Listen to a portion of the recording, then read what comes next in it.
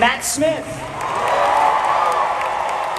Emma Darcy, Olivia Cook, Patty Considine, Millie Alcott, Emily Carey, co-showrunners Ryan Condal, and of course, George R.R. Martin.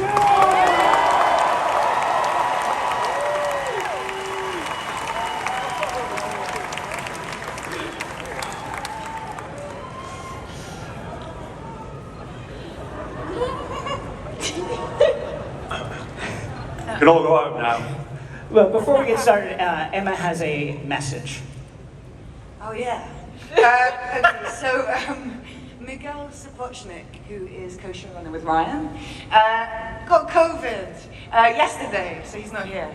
But he sent me a text message for you, which I'm going to read. He says, "Hey Comic-Con, I'm gutted that I can't be there with you today. This is fairly typical for me. The first time I had to catch a plane to Belfast to do Thrones, I forgot my passport.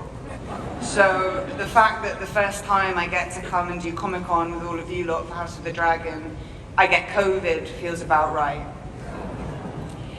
I am deeply honoured that so many of you have turned up to show your excitement for House of the Dragon. We've dedicated at least the last 3 years of our lives to making this show, and hope that it is everything you want it to be, plus maybe a little bit that you weren't expecting. And you'll finally get to see what we've been cooking in less than a month. I hope you like dragons." He says, "If I wasn't highly infectious, I'd be dancing in the streets of San Diego with excitement right now. But instead, that duty must fall to our incredible cast. FYI.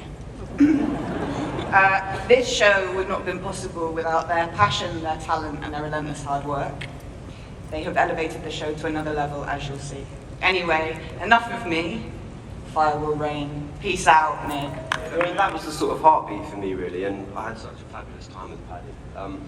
Yeah, it's quite a complicated relationship, but I sort of hope that me and Paddy found a lot of depth and a lot of richness in the work that we did. But really, everything is about his brother, Damon. Eve.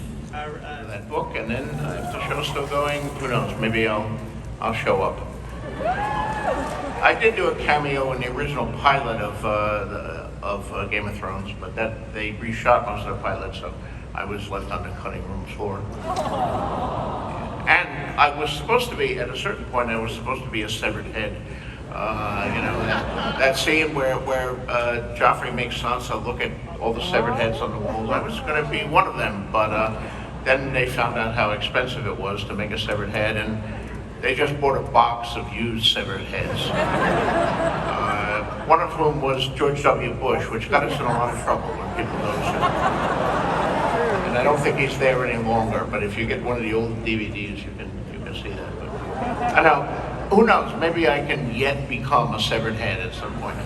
George, I know a guy. I think I can get in the show. You're welcome anytime.